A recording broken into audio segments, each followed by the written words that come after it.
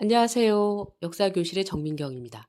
오늘 세계문화사 5번째 시간이고요. 오늘의 주제는 세금입니다. 인생에서 절대 피할 수 없는 두 가지. 죽음과 세금. 벤자민 프랭클린이라고 하는 그 미국 독립의 아버지죠.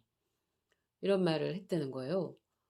죽음도 피할 수 없고 세금도 죽음만큼이나 피할 수가 없다. 세금을 구분하면 일단 국세와 지방세로 나누죠. 누가 세금을 부과하느냐에 따라서 국세와 지방세로 나뉘는데, 국세는 또 국세청에서 담당하는 내국세와 관세청에서 담당하는 관세로 나눠지고요. 그리고 이 세금이 어디에 쓰이는지에 따라서 보통세와 목적세로 나눠집니다. 그리고 이 보통세는 직접세와 간접세로 나눠지는 거죠. 직접세는 납세 의무자가 직접 세금을 내는 거죠. 뭐 소득세, 법인세 이런 거고요. 간접세는 납세 의무자가 아니라 생산자나 판매자가 소비자를 대신해 먼저 세금을 납부하고, 소비자는 세금이 포함된 금액을 상품값으로 지급을 하는 거죠. 그러니까 우리가 뭐 부가가치세나 주류세 이런 게 다 여기에 해당하고요. 그런데 이 세금이 역사에서 뭐 모든 역사와 사실은 관련을 갖게 되죠. 근데 그중에 이제 제일 유명한 두 가지를 뽑아봤는데요. 세금과 아메리카의 독립이요. 그 1607년에 버지니아 회사의 이민자들이 북아메리카의 제임스 타운을 건설하는 것을 시작으로 해서 그 북아메리카에 영국인들이 거주를 하게 되잖아요. 그런데 사실 북아메리카 쪽에는 프랑스도 같이 세력을 확대하고 있어서 이 영국과 프랑스가 부딪히는 거죠. 근데 그 당시에 이제 7년 전쟁이라고 해서 1756년부터 1763년까지 전 유럽에 걸쳐서 전쟁이 벌어지는 거예요. 이 7년 전쟁은 18세기의 세계대전이라고까지 불리는데, 오스트리아, 프랑스, 러시아가 한 축이고, 그리고 영국과 이제 시등 국가로 떠오르는 프로이센, 프러시아가 한 축인 거예요.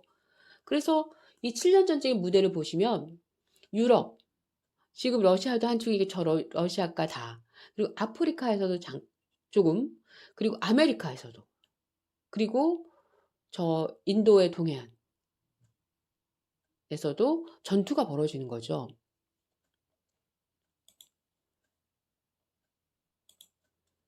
그런데 이 아메리카에서 벌어진, 특히 이 북아메리카에서 벌어진 전쟁은 이 7년 전쟁 중에서도 프렌치 인디언 전쟁이라고 불리죠.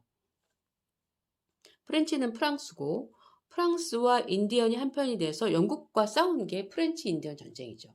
이 전쟁에서 영국이 이기지만 전쟁의 비용이 너무 많이 든 거죠. 그래서 이 국채를 발행을 하게 되는데 부채가 점점 늘어나서 7년 전쟁이 끝났을 때는 부채가 세수 총액의 절반까지 왔다고 해요. 그 당시 영국의 국왕은 조지 3세, 하노버 왕가의 세 번째 왕이에요. 이 1750년대 북아메리카 지도인데요. 지금 이 오른쪽이 대서양이고 왼쪽이 태평양이잖아요. 그러니까 대서양 쪽에서 유럽에서 건너왔으니까 이 북아메리카 동해안 쪽에 먼저 자리를 잡게 돼요. 그래서 동해안 쪽에 쭉 길게 자리 잡은 게 영국 세력이고, 그 옆으로 이렇게 하늘색으로 이렇게 자리를 잡은 게 프랑스 세력이죠. 그리고 지금 멕시코 지역으로 해서 이렇게 또 넓게 세력이 잡은 게 스페인 세력이에요. 그런데 이 영국의 부채가 7년 전쟁 이전에도 뭐 어느 정도 있었는데, 문제는 7년 전쟁이 끝나면서 너무나 급격하게 늘어난다는 거죠. 그런데다가 이 비용이 줄어들지를 않는 게, 이 대륙의 식민지 그리고 서인도 제도에서 군대를 계속 유지하려면 비용이 계속 드는 거예요. 그게 매년 약 20만 파운드 되는 거죠. 그래서 영국 의회에서는 이 식민지 방어 비용을 식민지에서 충당하자. 식민지에서 세금을 걷어서 이 비용을 해결하자. 이렇게 결정을 한 거죠. 근데 그 전에 이제 처음 1733년에 당밀조례라고 해서 영국 의회가 제정한 식민지 규제 입법. 그러니까 당밀이라고 하면 그 사탕수수에서 설탕을 만들고 남은 찌꺼기가 당밀이에요. 근데 그 당밀을 가지고 술을 만드는 거죠. 럼주라고 하는 술을 만드는데, 그 당시 유럽에서 이게 알코올을 수입해 오기에는 너무나 이제 거리나 이런 여러 가지가 있으니까 비싸단 말이에요. 그래서 바로 가까운 그 서인도 제도에서 나오는 그 많은 사탕수수 농장들에서 나오는 당밀을 수입을 해서 럼주를 만드는 거죠. 그런데 그 당밀에, 영국령에서 수입해 들어오는 당밀에 1갤런당 6펜스의 세금을 부과했다는 거예요.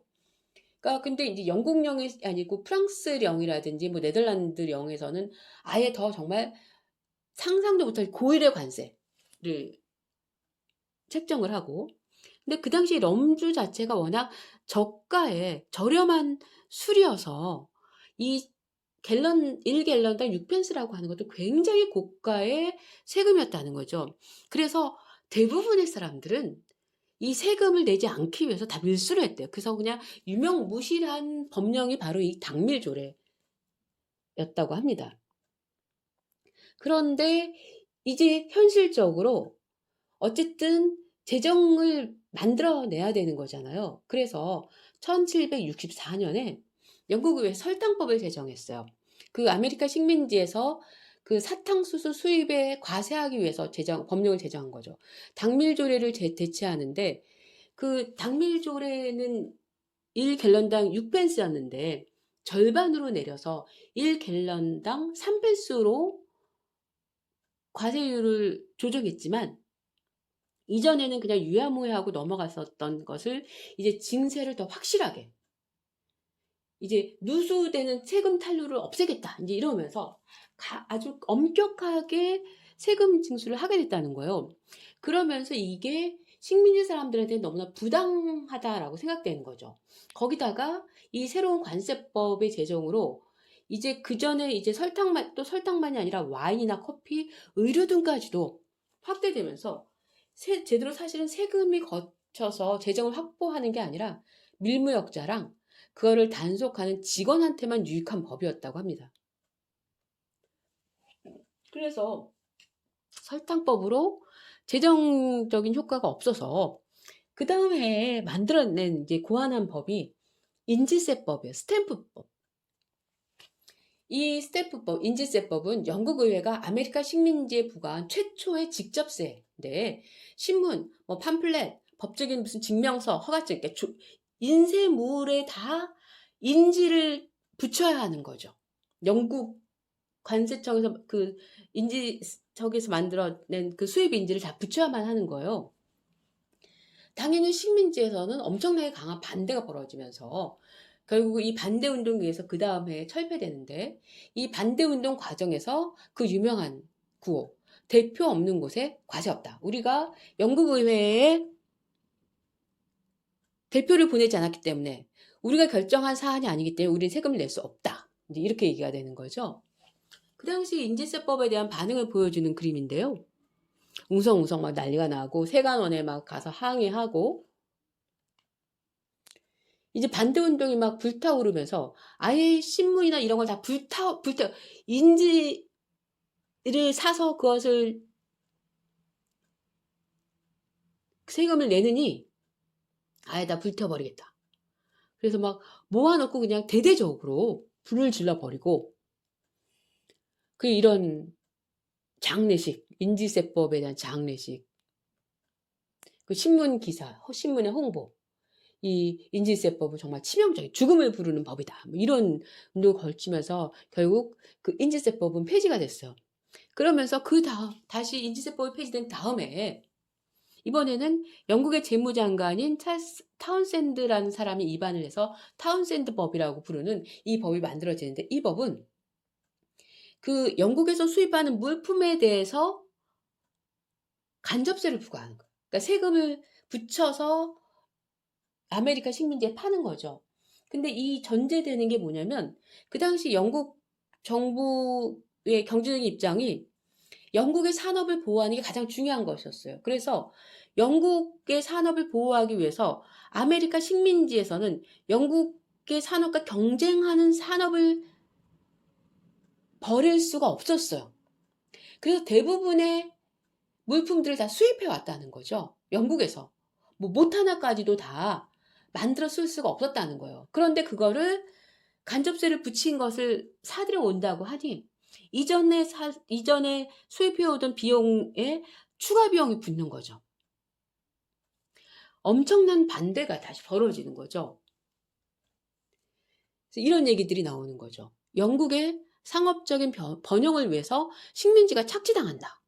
그래서 이 아메리카 대륙의 대표들이 모여서 회의를 하면서 본국 상품에 대해서 불매운동을 벌이고 본국과 단대를 선언하고 이런 거죠. 그러면서 영국 의회는 식민지 세금을 부과할 권리가 없다.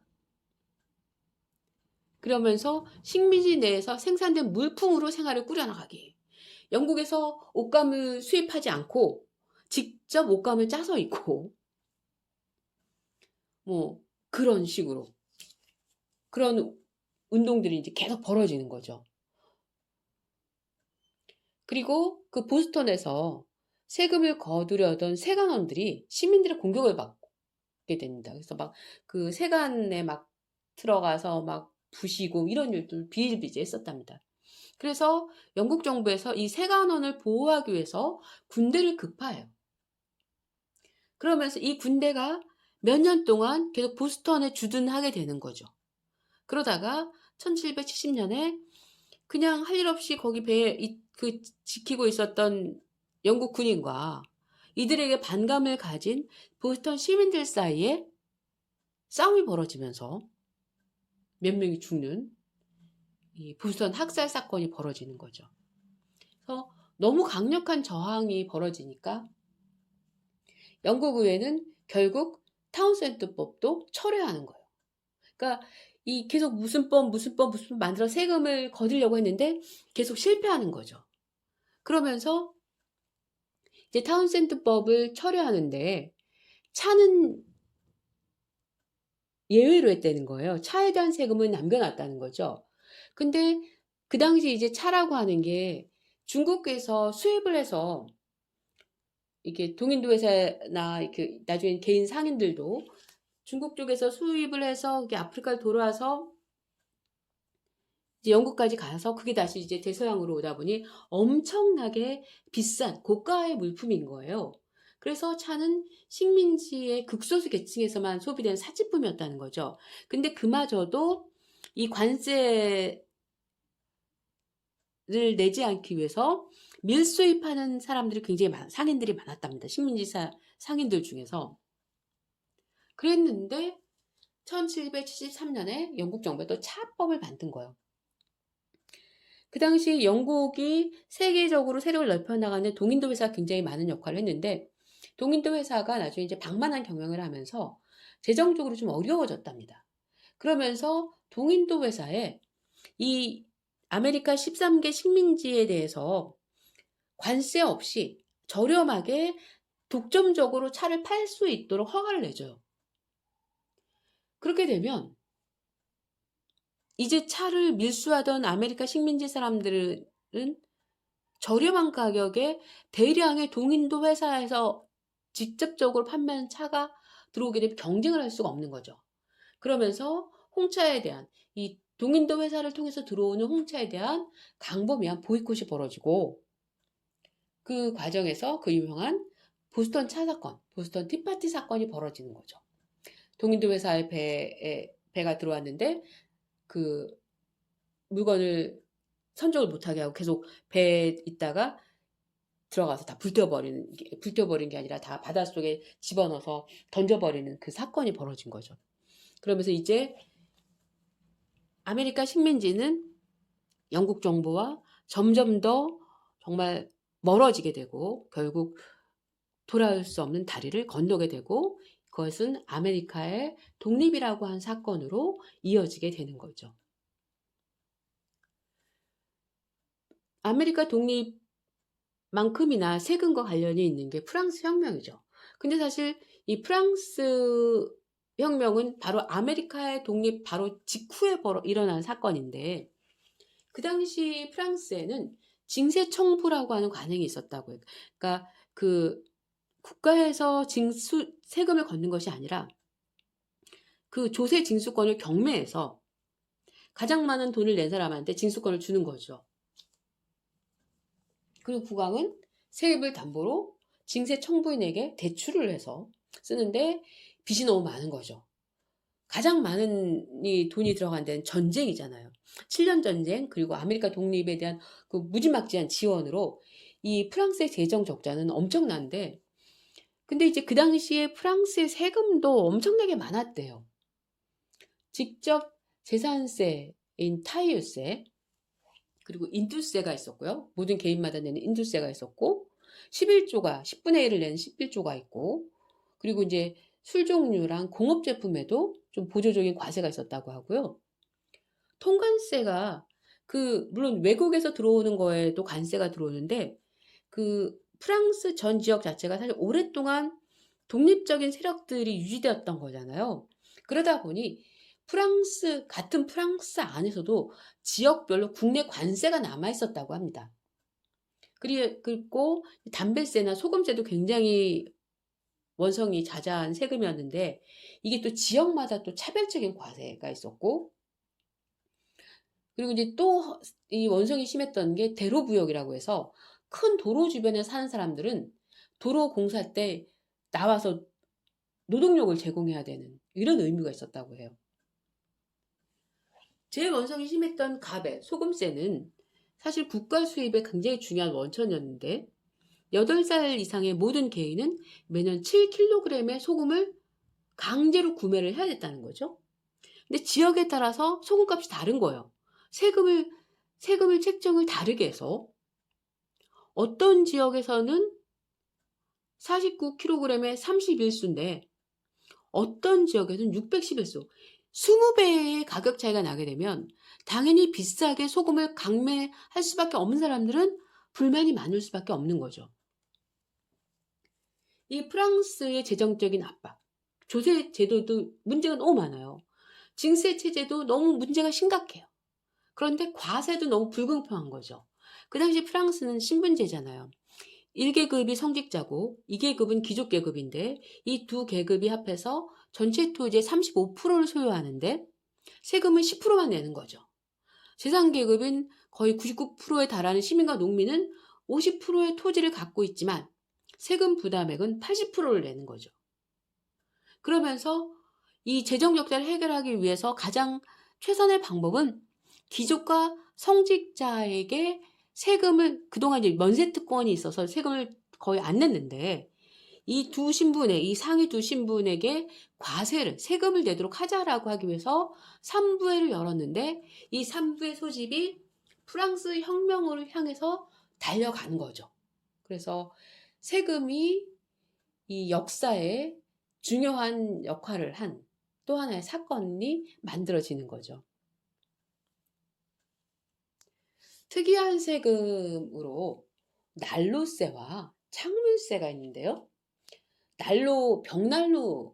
그러니까 집안의 난로를 영국에서 난로에 세금을 매겼다고 하는데 1662년이면 1660년에 그 찰스 2세, 그 지난 시간에 포르투갈의 공주와 결혼을 해서 인도의 봄베이, 그리고 뭐 어디 뭐 그 홍차가 들여오고 했던 그 사람이요. 아버지 찰스 1세가 1900년 때 이제 죽고 본인은 이제 떠돌아다니다가 이제 의회에 각서를 쓰고 의회를 존중하는 정치를 하겠다 이러면서 이제 찰스 1세가 다시 국왕이 됐는데, 왕족 복구가 됐는데, 그 당시 영국이 이 프랑스랑 네덜란드랑 계속 전쟁을 해야 됐다는 거예요. 전쟁 자금을 마련해야 되는데 새로운 세금을 고민을 하다가 난로의 세금을 부과한 거죠. 부자들은 집에 벽난로가 있으니 그 난로의 개수에 따라서 세금을 내라, 이렇게 되는 거죠. 근데 문제는 난로는 집안에 들어가 봐야 되는 거예요. 세관원이 집을 뒤지면서 난로를 확인하다 보니 원성이 너무 자자한 거죠. 개인의 사생활도 침해가 되고, 그래서 결국은 이제 너무 반대가 심해서 1688년에 폐지가 됐어요. 이 1688년은 청교도 혁명이 지난 명예혁명, 그러니까 청교도 혁명에서 이 이후의 역사가 지나가면서 이제 새로운 명예혁명이라고 하는 이제 시대가 이어지는데 그 해에 이 난로세가 폐지돼요. 그런데 계속 전쟁을 하게 되는 거예요. 그러니까 새로운 전쟁 자금을 마련하기 위해서 이번엔 창문세를 도입한 거죠. 근데 사실은 창문세는 프랑스에서 먼저 시작을 했다고 하는데 그 당시 유리라고 하는 건 아주 고급품인 거예요. 그래서 유리창으로 창문을 만들 수 있는 사람은 부자. 그래서 창문이 몇 개인가에 따라서 세금이 달라지는 거죠. 거기다가 창문은 집 안에 들어가지 않고 밖에서도 셀 수가 있는 거예요. 근데 이것도 이제 너무 과하다고 생각되니까 사람들이 창문을 막아버리는 거예요. 세금을 줄이기 위해서. 그래서 그래서 안 그래도 영국이 그 햇빛도 좀 부족하고 날씨도 흐리고 이런데 이 창문세 때문에 더 사람들이 막 햇빛을 못 보고 우울해져서 그래서 이 세금을 햇빛과 공기에 물린 세금이다. 이렇게 부르면서 엄청나게 이제 원성이 심했던 게 바로 이 창문세라고 합니다. 러시아에는 수염세가 있었다죠. 그 러시아의 발전에 중요한 한 축을 담당했던 표트르 대제가 유럽을 순방하고 발전된 유럽을 보면서 우리 낙후된 러시아를 하루빨리 발전시켜야 되겠다 이러면서